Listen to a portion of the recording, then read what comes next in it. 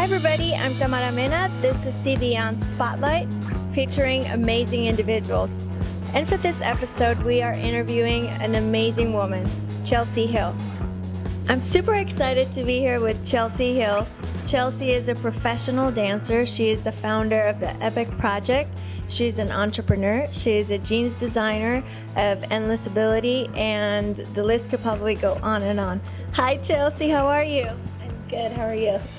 I'm great. I'm just happy to be here with you and be able to interview you. Thank you so much for opening up your home to us and letting people into your life. I want to start out with getting to know a little bit more about you and how life was like for you growing up. For me, I like to say I grew up normal. I had two amazing parents.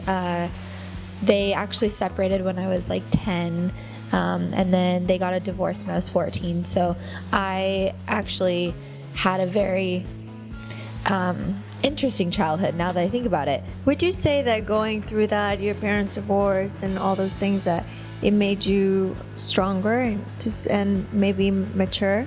Yeah, I definitely think so. I had to deal with a lot of different circumstances at a very young age, and I don't know, I love both my parents, but I'm very blessed because they're both two completely different people, and they support me in two completely different ways.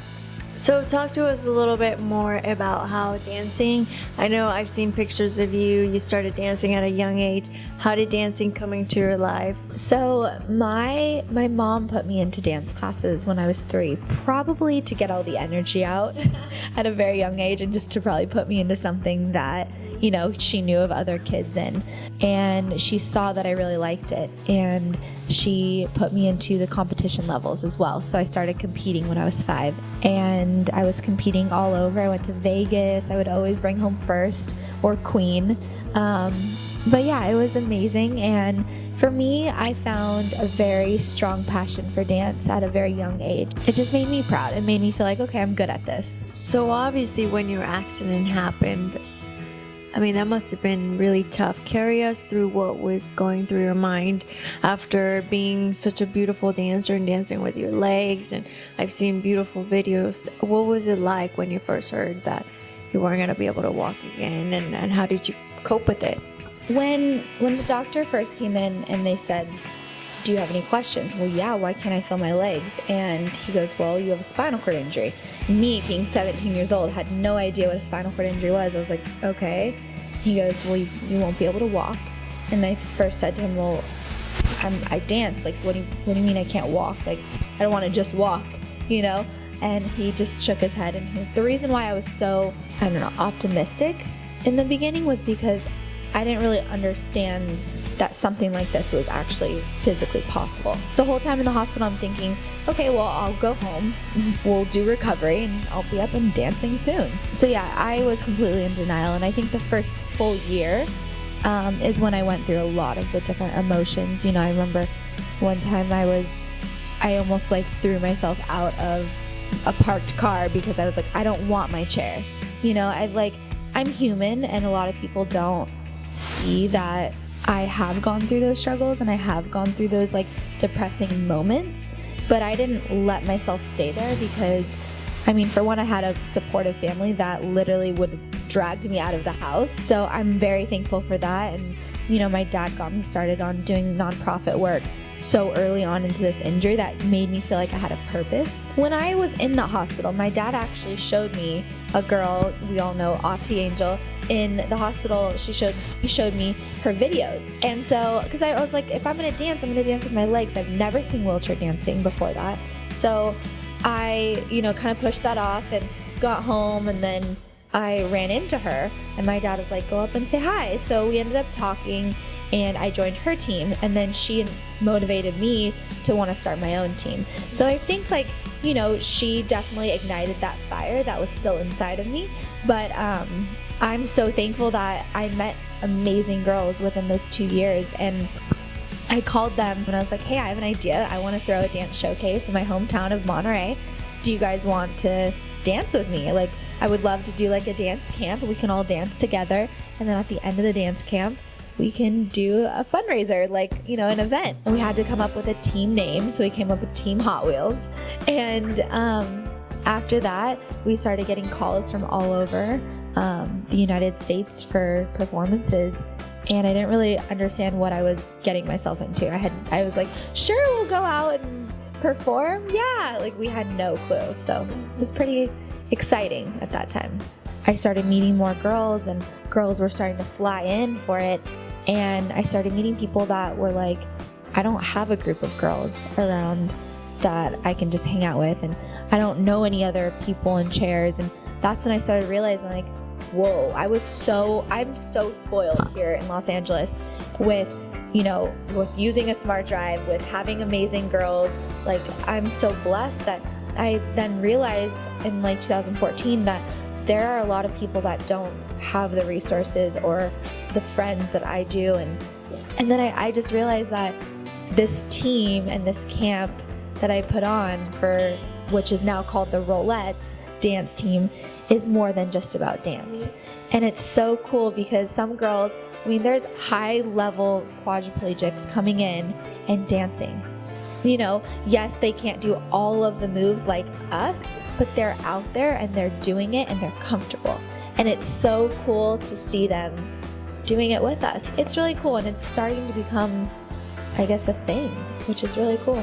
People are so uneducated, and so when we go down to Hollywood Boulevard and we have like 18 of us rolling through Hollywood Boulevard, people are like, wait, what? And they're pretty?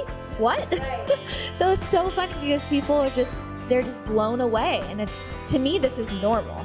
This is normal, like, to have this many girls in chairs around all the time. I suggest to anyone out there that is watching this that's newly injured, the first thing to do is to surround yourself around people just like you, because it makes you feel more comfortable. You don't feel like, okay, I'm looking at all these able bodies and watching them do things I can't do. It's like you have someone there that gets it, You were in Push Girls, and I'm sure a lot of people watching us are remember you.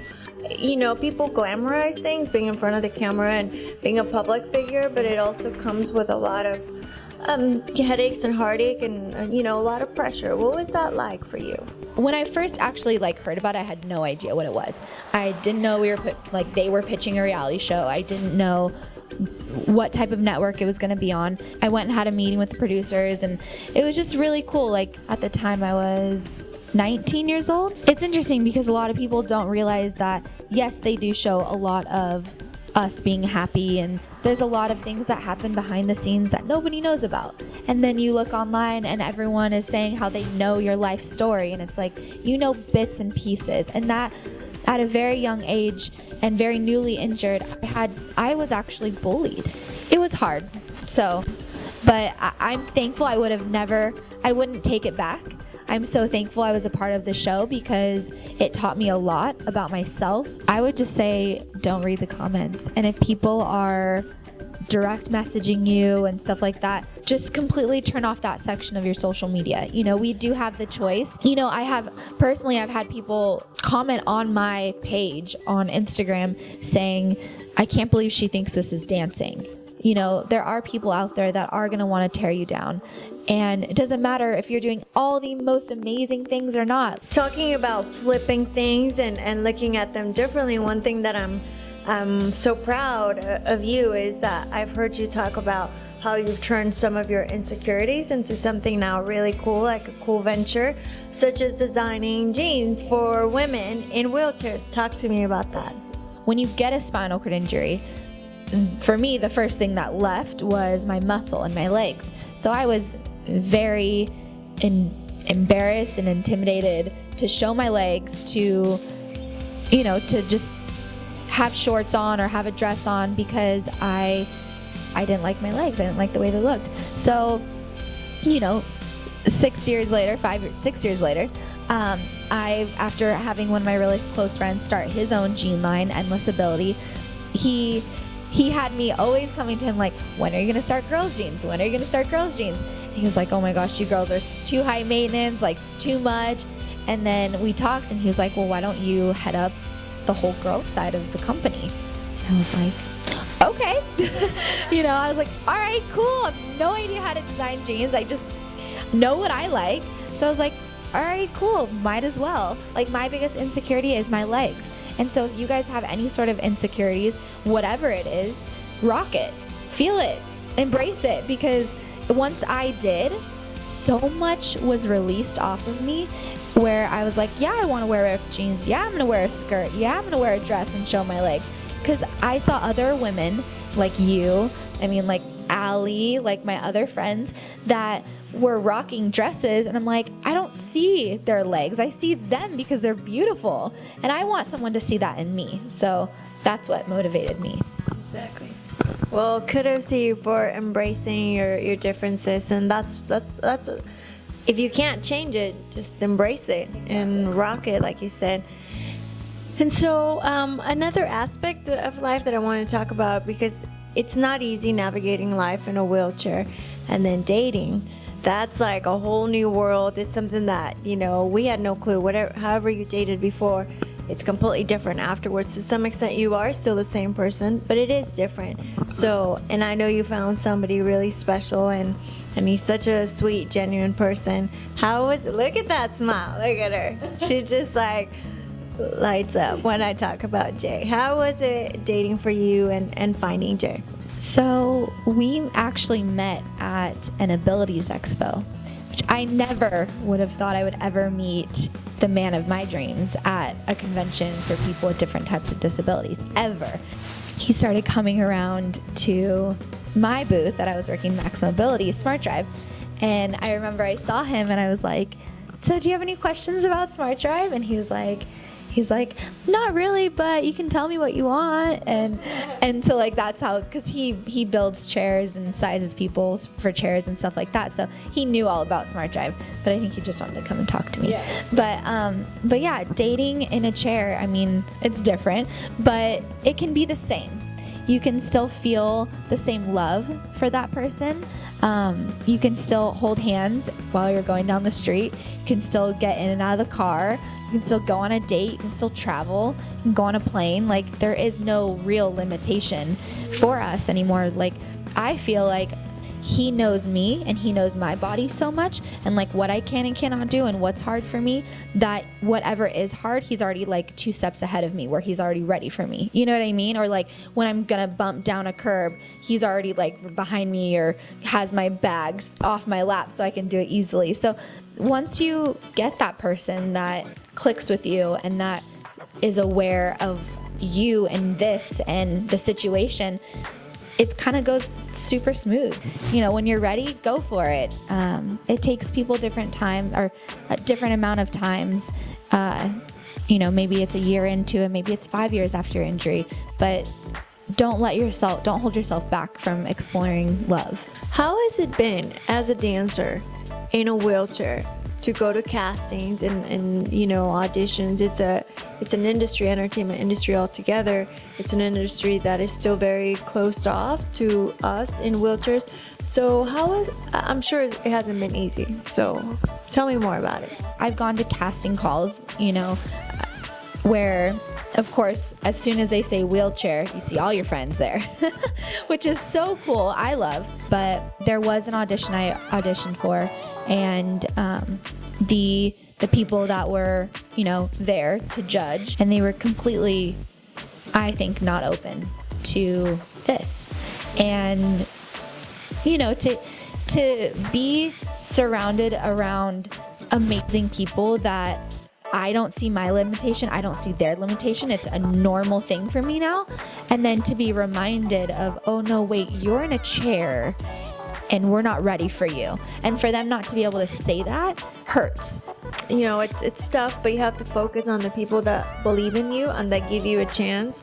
And even though it's a tough industry, I also know there's a lot of people and amazing dancers that believe in you, that believe in what you're doing and have collaborated with you. Yeah. Mariah Carey's dance director, I think that's his title, G. Madison, has completely taken me under his wing and helped me create different dance routines. And then there's Richard. There's a lot of different well-known dancers and choreographers in this industry that have seen me, that have just like, okay, like, let's do it. We're going to figure it out together. And they're like, okay, you can't do that. Okay, let's do something different. And we work together.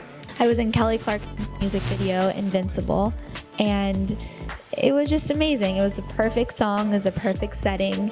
So yeah, I learned something actually really early on from one of my friends, Allie Stroker, and her thing that she inspired and motivated me was that, you know, you are the way you are. Someone is going to embrace you. Someone's going to love you. And it's okay the way you are. If your legs can't move, if they are small, then it's okay, rock it. And she was that person, and she made it look so simple. And I know you just joined the Wings for Life World Run as an ambassador. So congratulations, and tell me about the run and becoming an ambassador for them. It came out of nowhere. I have always heard of Wings for Life, and it's so funny because every year that it's been going on, I'm always usually working for Smartdrive in New Jersey at the New Jersey show, or New York, New Jersey Abilities Expo. So I get a call or an email, and it's from, you know, Wings for Life, and they asked me to be one of their ambassadors, and it's just been a really cool experience so far. They've teamed me up with some amazing choreographers and dancers in the dance industry who I've looked up to for so long. This year, actually, our Rollettes Dance team is performing at the opening ceremony. So if you're interested in wanting to dance with us, shoot me a DM. But also about the race. So you start, and it's at 4 o'clock in the morning. So everyone across the entire world is running or rolling or walking for a cause. And that cause is to raise money for spinal cord injury research to find a cure. And I think this is one of the biggest things I have ever been a part of. So yes, we're excited. I'm actually also an ambassador for the run. So I've been doing this run since it started, and it's just an awesome event. Both of us invite you to be part of it. If you can get to the location, actually in person, do it, because the energy is amazing, and it doesn't matter how far you go. It's about doing something for a great cause. It's about running for those who can't, and if you can only run or walk or roll just a little bit, that's fine. I'm so thankful I've gone to meet a deeper side of you and get to hear more, because I think this will truly motivate and inspire a lot of people. And I know you've had a lot of tough times, but you keep getting back up and you keep sharing your love and your dance with the world, and that is powerful. So don't ever stop, Chelsie. Thank you so much for this time, and God bless you in all of your ventures. Thank you. I hope you guys enjoyed this episode of Beyond Spotlight. I hope Chelsie Hill inspired you as much as she inspired me and so many other people. Stay tuned for more episodes of Beyond, and be sure to subscribe, like, and comment on all of our videos. Thank you so much. I'm Tamara Mena. Until next time, stay blessed.